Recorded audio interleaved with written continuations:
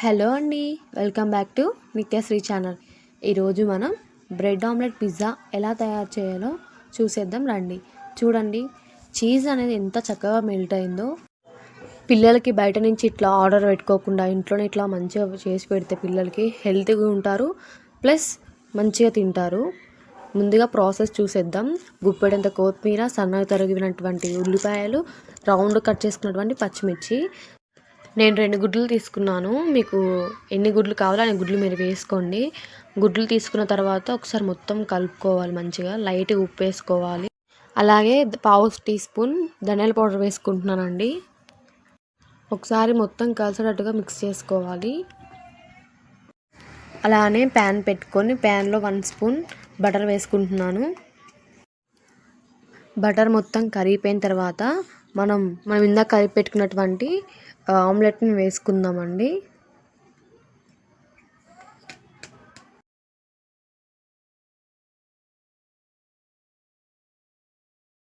బ్రెడ్ని మీకు నచ్చిన విధంగా కట్ చేసుకొని ఆమ్లెట్ మొత్తం కవరింగ్ అయ్యేటట్టు చూసుకోవాలి. బ్రెడ్ తోటి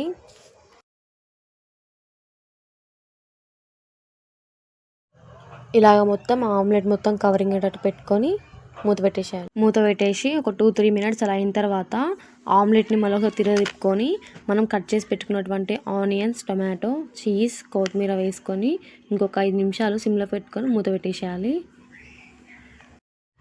5 నిమిషాల తర్వాత చూడండి, మనకు కావాల్సినటువంటి పిజ్జా రెడీ అయిపోయింది. చీజ్ కానీ మంచిగా మెల్ట్ అయిపోయింది.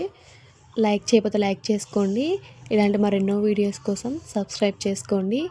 సపోర్ట్ మీ నిత్యశ్రీ ఛానల్. బాయ్ ఫ్రెండ్స్, మన నెక్స్ట్ వీడియోలో కలుసుకుందాం.